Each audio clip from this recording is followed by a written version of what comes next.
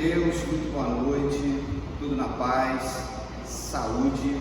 Tem sido a nossa saudação nesses tempos de coronavírus. Estamos aqui reunidos na igreja, prestando um culto ao Senhor enquanto equipe ministerial e preparando um material para que você possa adorar ao Senhor na sua casa. Será um culto de oração doméstico.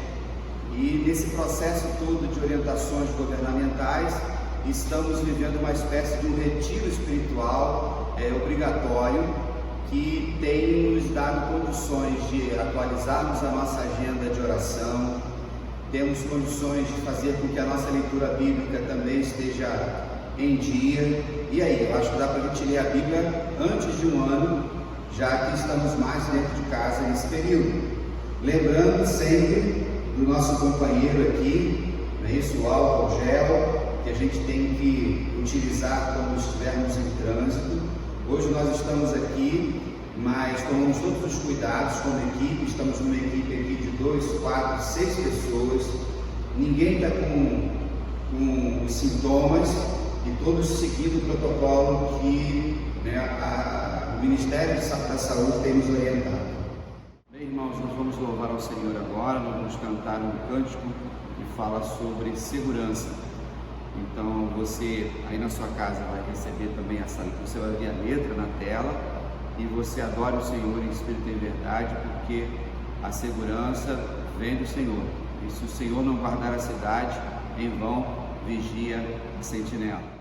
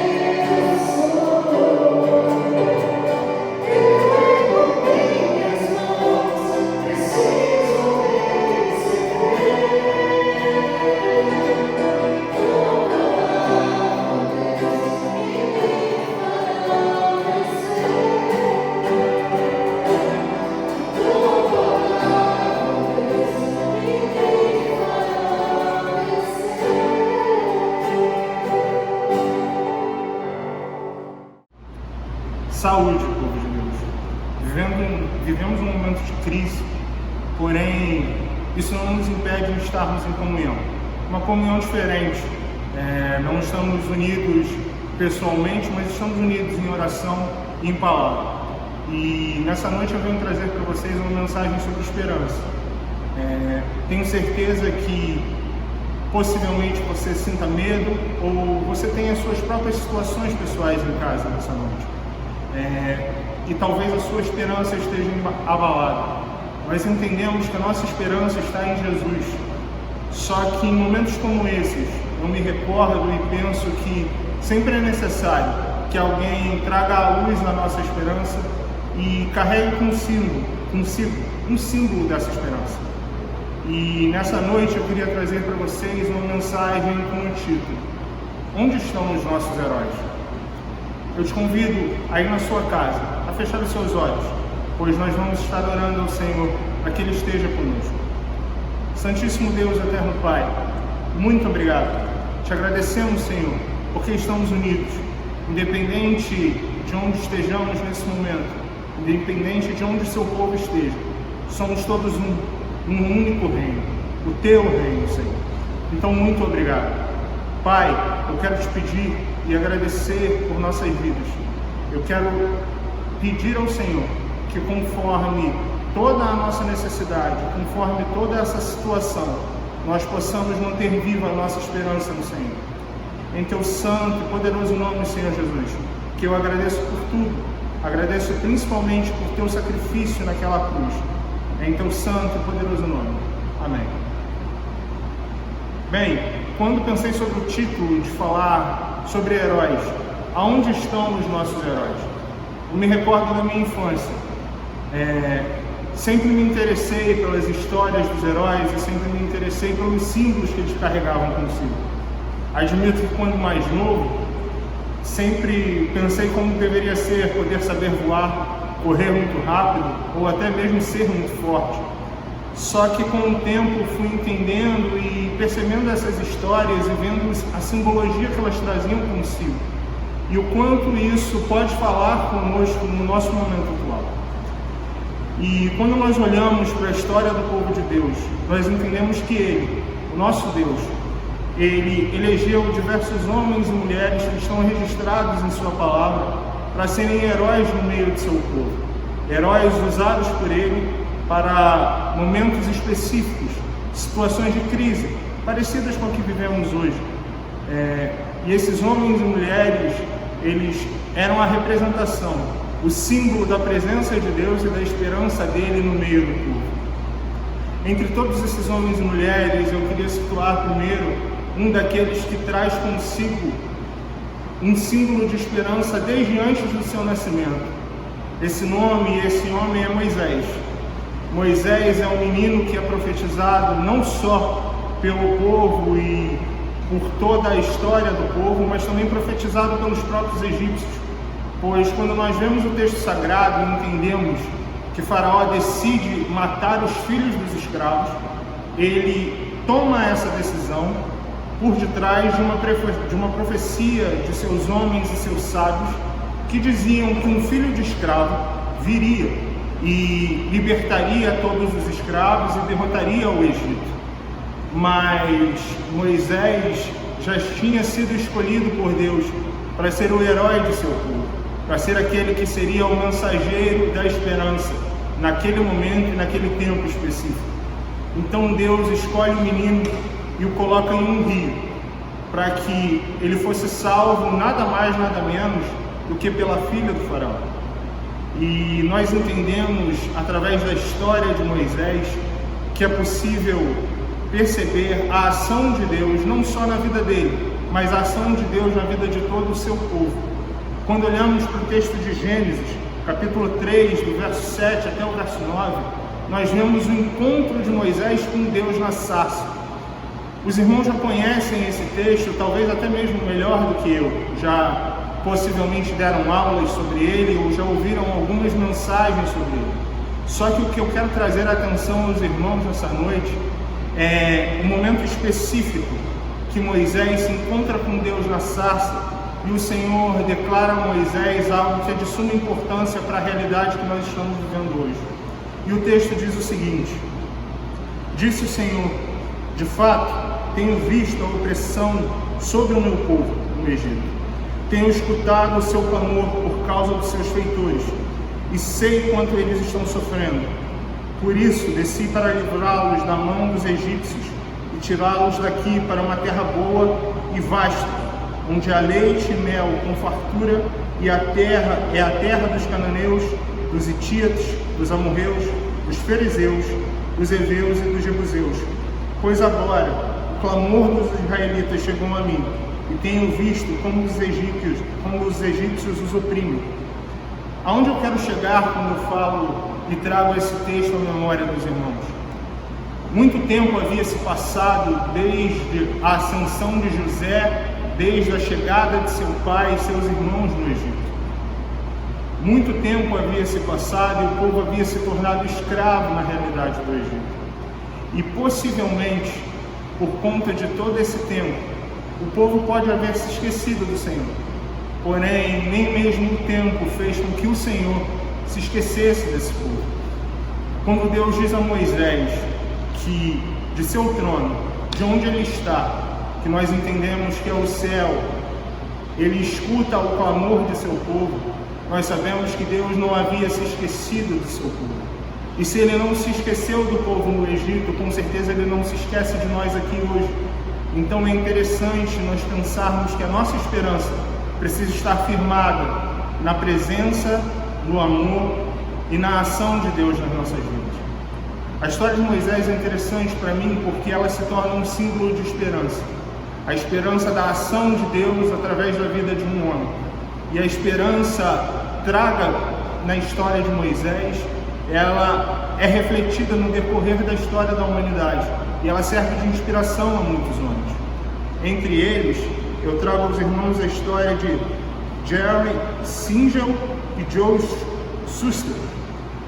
Eles são... Quem seriam esses homens? Eles são nada mais, nada menos do que os criadores, os quadrinistas do Superman. E aí agora você deve estar pensando, o que isso tem a ver com a história de Moisés? Eu já disse isso a alguns irmãos, mas todos vão saber hoje. Os autores e os criadores do Superman, eles criam o personagem inspirados na história de Moisés, pois afinal de contas o filho de uma nação é adotado por outra, e é ele que é o mensageiro da esperança. Um outro símbolo sutil, mas não menos importante, muito mais impactante na história desse personagem, e que talvez alguns dos irmãos não saibam, eu estou usando a camisa agora nesse momento. Esse símbolo ele não significa um S de super. Na verdade, esse símbolo significa esperança, porque assim como o menino foi jogado no rio, a esperança é como um rio que flui dentro de cada um de nós. Os autores eles criam essa história e fazem essa pequena analogia para representar a importância da esperança e da história da ação de Deus através da vida de Moisés para o seu povo. Nós entendemos e sabemos que muitas vezes a nossa esperança vai estar abalada. A nossa esperança pode simplesmente nos deixar.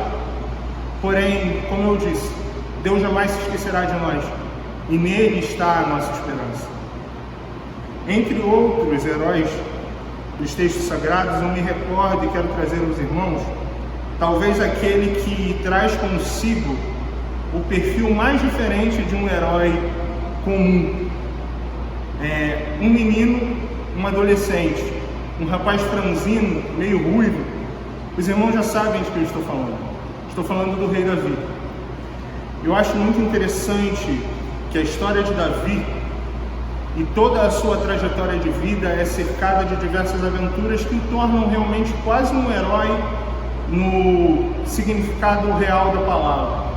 Porém, o que eu quero trazer aos irmãos nessa noite é algo diferente. É algo que reconta ou retraz aos irmãos a história do princípio do chamado de Davi. Quando Samuel se encontra com ele e vai ungir-lo rei. Eu acho muito interessante quando nós paramos para entender que um menino simples, um menino que não tinha nenhum atributo para ser rei é escolhido por Deus, para se tornar o maior rei que Israel já teve. Nós sabemos e entendemos que isso se deve à grande característica ou à grande ação de Deus através da vida de cada um de nós, que é o fato de Deus não ver como nós vemos. Ele vê o nosso coração. Ou, como outras vezes já trouxe aos irmãos, Ele é o Deus que sonda os nossos corações. O quão importante e o quão interessante isso é para a nossa trajetória, porque isso fala muito conosco, isso fala muito da nossa realidade. Porque talvez você duvide de você, talvez você duvide de todas as suas qualidades, porém você precisa entender que da mesma forma que Deus não se esquece de você e que Ele é a sua esperança, Ele também vê em você algo que você mesmo não consegue ver. E nós podemos conjecturar aqui, em cima da história de Davi, algo que eu acho muito importante frisar, que é o fato de um menino, um adolescente entre 14 e 17 anos de idade, já havia sido escolhido por Deus para se tornar o rei de Israel.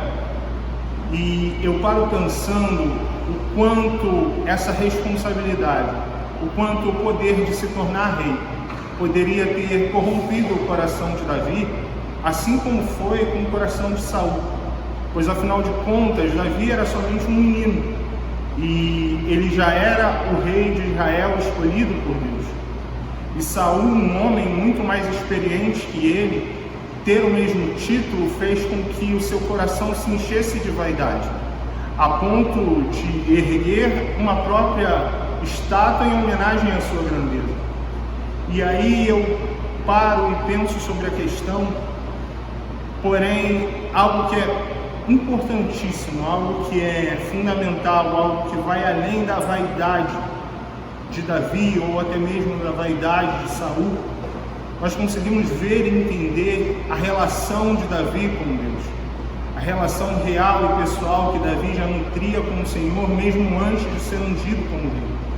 Então, receber esse poder para ele, na verdade, não era só poder, e sim responsabilidade. Parafraseando, é possível dizer que Davi entendia que com grandes poderes vem grandes responsabilidades.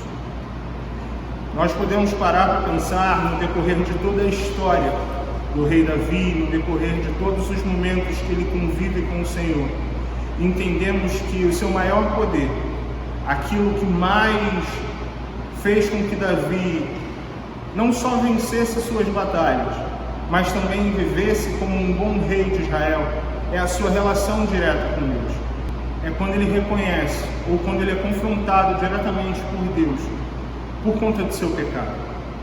Nós entendemos que a ação de Deus e a consequência do pecado de Davi reflete na história não só dele, mas na história de toda a sua família. Porém, da mesma forma que falei, o pecado da história de Davi, o pecado de Davi, traz com ele não só a desgraça para a sua própria vida, mas a desgraça para a sua família. Porém, a sua relação com Deus faz com que ele entenda que é o pecado dele que gera toda essa dor, todo esse ciclo de morte, não só em sua vida, mas na vida de sua família. E faz com que ele recorra ao único possível de solucionar o seu problema e o problema de sua família, que é o Senhor através da oração. Nós entendemos também que no decorrer da história, não só de Davi, mas na história de todos esses homens e mulheres do texto sagrado que nós podemos classificar como heróis, o Senhor não era somente aquele que conhecia o seu coração, mas aquele que solucionava todas as questões e sempre foi a direção para cada um deles. Em todas as histórias que eu já presenciei que relatam sobre heróis, existe sempre um momento ou uma ocasião oportuna que para mim é muito interessante, que é o momento onde o perigo ou onde a questão que o herói tenta resolver se torna muito maior do que os seus afazeres, ou muito maior do que os seus próprios poderes. Eu vou dar um exemplo de talvez uma das revistas em quadrinhos mais vendidas na história, que é a morte do Super-Homem. Nesse quadrinho, ele enfrenta um adversário que é muito mais forte que ele, e ele traz consigo a necessidade de ou perder a sua vida e levar a de seu adversário junto consigo e salvar a vida dos inocentes que estavam na cidade, ou fugir e deixar com que todos os outros fossem mortos. E quando eu penso nisso, eu lembro de um texto específico, que é o texto de Romanos, no capítulo 5, do verso 6 ao verso 11. O texto vai dizer: de fato, no devido tempo, quando ainda éramos fracos, Cristo morreu pelos ímpios. Dificilmente haverá alguém que morra por um justo, embora, pelo homem bom, talvez alguém tenha coragem de morrer. Mas Deus demonstra o seu amor por nós. Cristo morreu em nosso favor, quando ainda éramos pecadores. Como agora fomos justificados por seu sangue, muito mais ainda por meio dele seremos salvos da ira de Deus. Se quando éramos inimigos de Deus, fomos reconciliados com ele, mediante a morte de seu Filho, quando mais agora, tendo sido reconciliados, seremos salvos por sua vida. Não apenas isso, mas também nos gloriamos em Deus, por meio do nosso Senhor Jesus Cristo, mediante quem recebemos agora a reconciliação. Aonde eu quero chegar com isso? Os heróis que eu conto e que eu falo sobre todas as histórias, na sua grande maioria, sempre morrem pelos seus inocentes. Porém, nós conseguimos ver no nosso herói, no maior herói de toda a história, aquele que tinha consigo todos os poderes, a decisão de morrer não só por aqueles que eram bons, mas aqueles, como nós, que tinham diversos pecados. Nós entendemos em Jesus, no maior herói, na esperança encarnada, que nós não éramos dignos, porém ele fez com que nós nos reconciliemos com o seu Pai. E aí, talvez agora você se pergunte aonde eu quero chegar com tudo isso. E aonde eu quero chegar é exatamente neste lugar.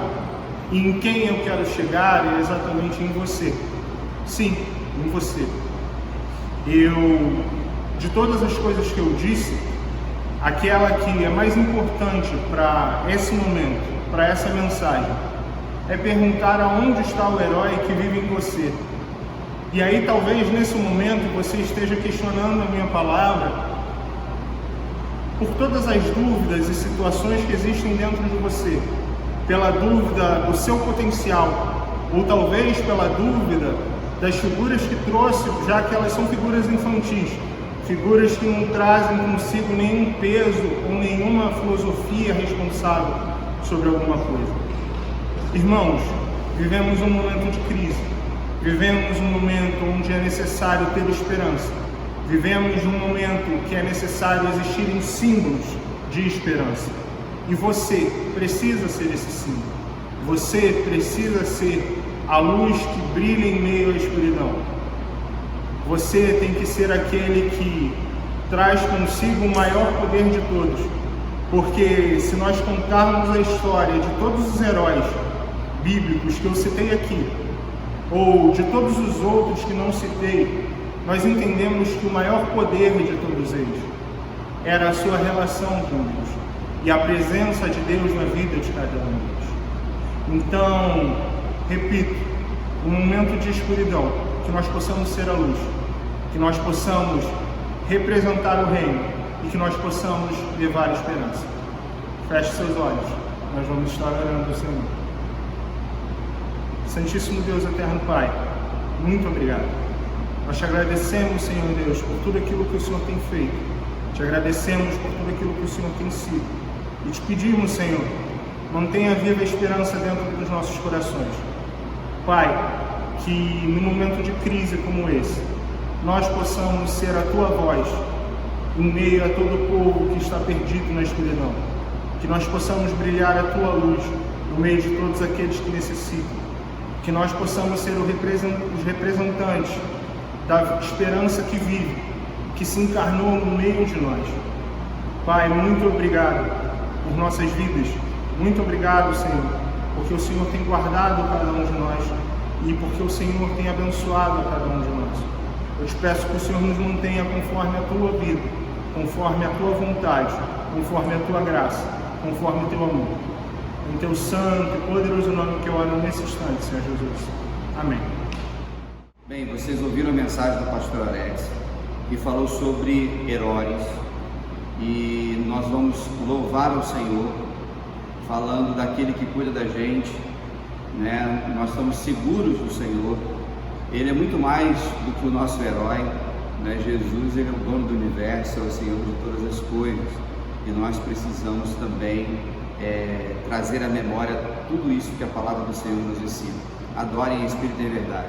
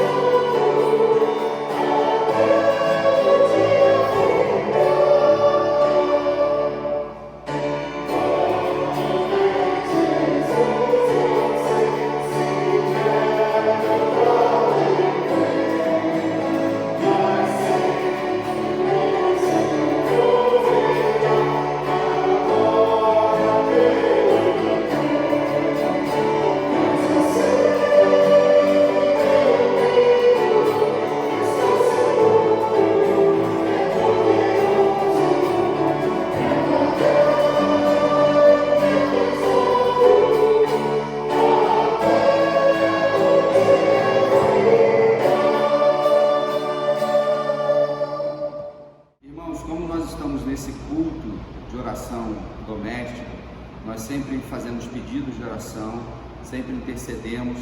Então, para você colocar na sua agenda de oração, irmã Irenice continua internada, ela está sedada, está tratando uma pneumonia, então está no processo com os antibióticos. A família está acompanhando direitinho. A Angélica, a filha, tem nos atualizado. Irmã Josete, esposa do irmão Eri Lousada, que precisou ser internada, ela está com câncer no fígado, tem 78 anos, carece das nossas orações. Precisamos, irmãos, orar por esses heróis da saúde que estão aí trabalhando para que esse coronavírus seja dissipado. Nós precisamos orar pelas autoridades que continuem prudentes e lúcidas diante do cenário. Nós precisamos orar pelos nossos idosos, cuidando deles. Se você é idoso, redobre a atenção no cuidar da sua saúde. Se você tem um idoso na sua casa, cuide bem dele. Saia de casa realmente quando houver necessidade. Nesse processo de oração também, de intercedermos uns pelos outros, não vá para o supermercado num desespero, numa aflição de querer comprar aquilo que você não está precisando. Todas as autoridades, os responsáveis por todo esse processo. Já disseram que não vai ter escassez de alimento no Brasil. Nós somos um país muito grande, nós somos os maiores produtores do mundo. Outros países até viveram, são menores nesse processo. Então mantenha a sua rotina da melhor forma possível, sabendo que o nosso Deus está no controle de todas as coisas. Sua vida de oração é importante, continue fazendo isso todos os dias. Meus irmãos, algo que eu preciso pontuar nessa noite também é a importância da fidelidade de cada um de nós com o dízimo do Senhor e a oferta do Senhor. No domingo passado nós não tivemos culto e domingo que vem também não teremos. Então é necessário que ou você faça a oferta e o dízimo via conta bancária, que vai aparecer aqui no vídeo para você, ou você pode vir aqui durante a semana, no horário comercial, trazer aqui no ofertório, no gasofilácio, o funcionário da igreja vai te receber e a tesouraria depois vai contabilizar, porque sem dúvida nós precisamos continuar honrando os nossos compromissos. São as concessionárias de luz e água, a folha de pagamento dos nossos funcionários, nossos fornecedores, sustento de missionários, projetos sociais, dos ministros da igreja. Então esperamos que cada um de nós possa, da melhor forma possível, com obediência, manter a fidelidade nos dízimos e ofertas, ok? Abraço a todos, Deus abençoe vocês.